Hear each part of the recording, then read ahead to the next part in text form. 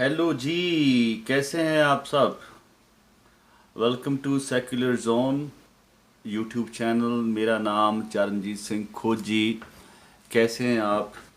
और आज फिर आपकी सेवा में, आपकी खिदमत में एक छोटा सा एपिसोड बाइबल में से आपके लिए मैं लेकर आया हूँ। और प्लीज़ मेरे चैनल को सभी दोस्तों के साथ शेयर कीजिएगा और कमेंट भी करना कि कैसा लगा आपको ये एपिसोड।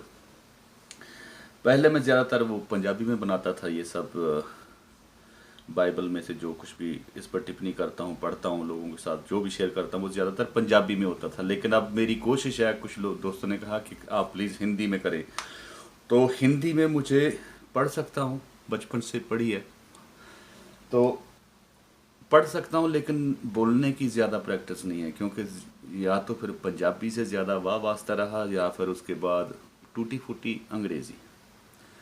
तो पूरा तो कोई किसी को भी शायद नहीं आता होगा, लेकिन पंजाबी ज़्यादा आती है। दूसरे नंबर पर फिर इंग्लिश की प्रैक्टिस है, लेकिन समझ शायद इंग्लिश से ज़्यादा हिंदी की है। तो आइए हम पढ़ते हैं। अब पहले हम पढ़ते हैं जनाब, ये आपके सामने देखिए, ये मत्ती का अध्याय नंबर 5 और वचन नंबर है 44 यानी 44। यहाँ देखिए जी, ये लिखा हुआ कि परंतु मैं तुमसे ये कहता हूँ कि अपने बैरियों से प्रेम रखो और अपने सताने वालों के लिए प्रार्थना करो। ये यीशु जी कह रहे हैं।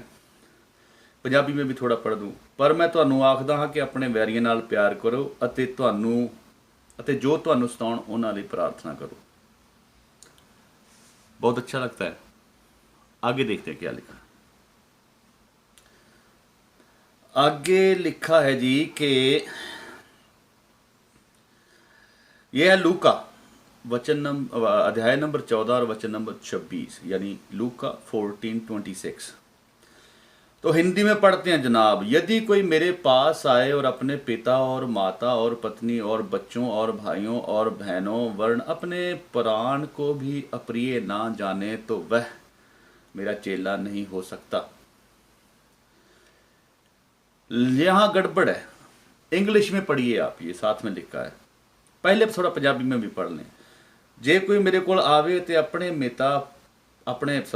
ਜੇ ਕੋਈ ਮੇਰੇ ਕੋਲ ਆਵੇ ਆਪਣੇ ਪਿਤਾ ਮਾਤਾ ਪਤਨੀ ਬਾਲ ਬੱਚਿਆਂ ਭਾਈਆਂ ਅਤੇ ਭੈਣਾਂ ਨਾਲ, ਸਗੋਂ ਆਪਣੀ ਜਾਨ ਨੂੰ ਵੀ ਮੇਰੇ ਨਾਲੋਂ ਵੱਧ ਪਿਆਰ करे ਤਾਂ ਉਹ मेरा चेला नहीं हो सकता।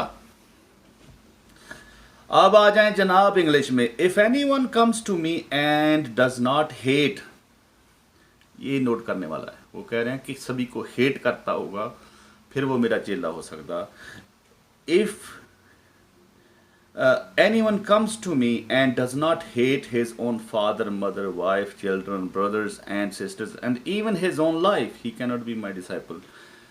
असली जो वचन है वो इंग्लिश में ये लिखा हुआ है कि अगर आप यीशु के चेले बनेंगे, यीशु का बयान ही है ना, तो ऐसे लिखा है कि आपको सभी से नफरत करनी होगी, स्वयं से भी, खुद से भी नफरत करनी होगी, फिर मेरे चेले बन पाएंगे, वरना आप मेरे चेले नहीं बन सकते।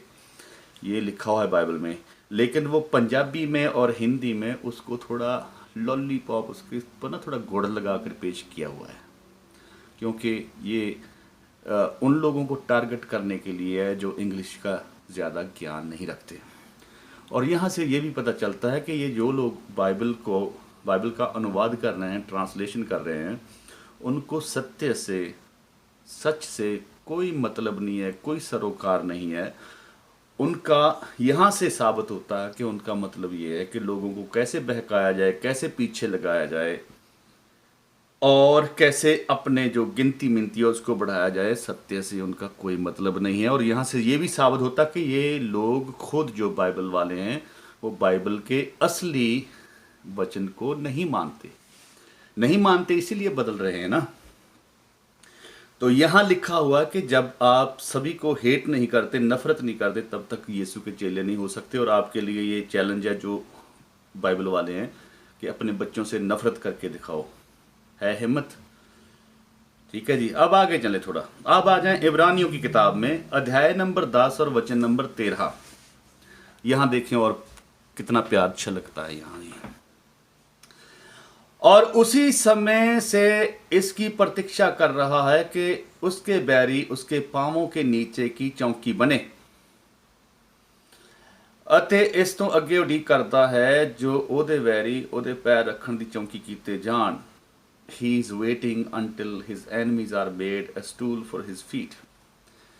यानी यीशु कहीं मालूम नहीं कहाँ बैठे हैं, वो अभी इस इंतज़ार में है कि जो उसके बैरी हैं, यहाँ से ये भी साबित होता है कि उसके बैरी हैं अभी भी। वो जो बैरी हैं वो उसके पाँव के नीचे की चौकी बनाए जाएंगे। छत पे चढ़ना होगा या आसमान पर फिर दोबारा जाना होगा, इसी किसी चक्कर में। तो ये है सर जनाब प्यार की बात। अब आप बताइए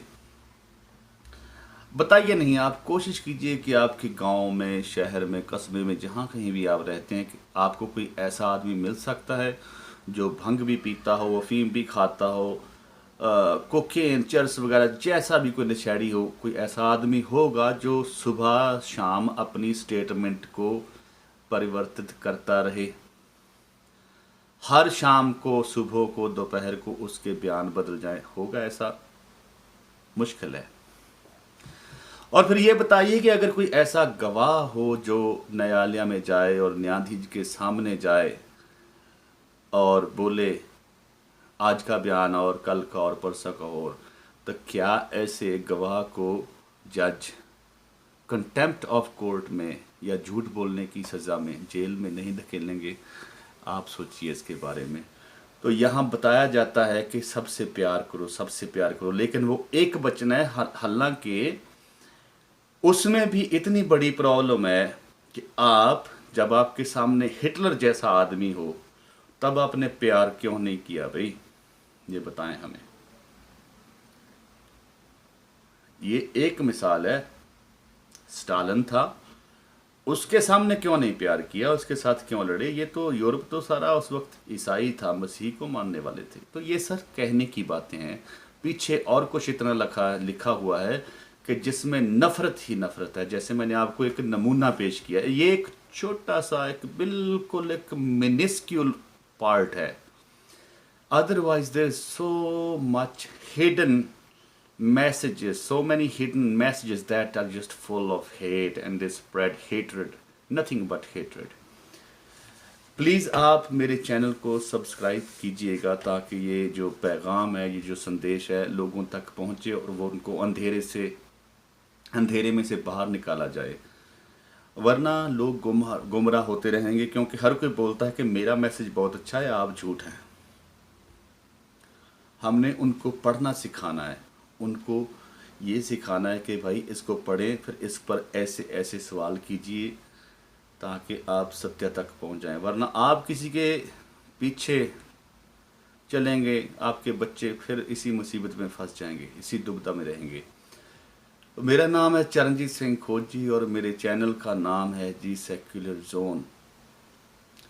बहुत बहुत धन्यवाद, शुक्रिया, मेहरबानी, thanks. Please share and subscribe to my channel and also comment, tell me what you would like to see.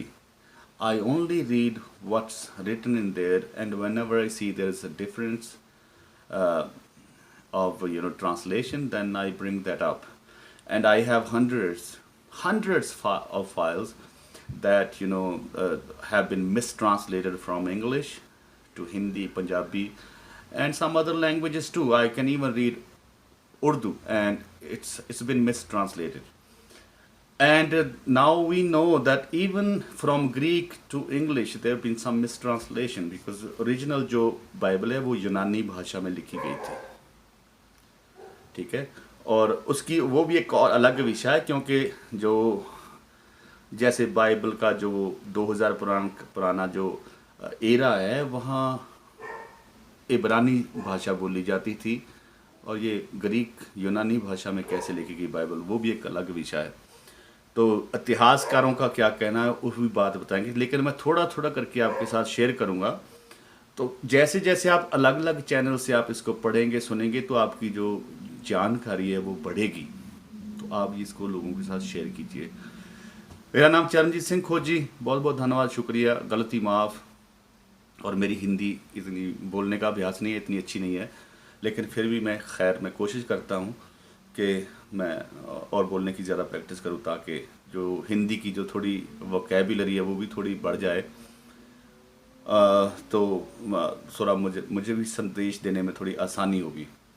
बहुत बहुत शुक्रिया जी। थैंक्स।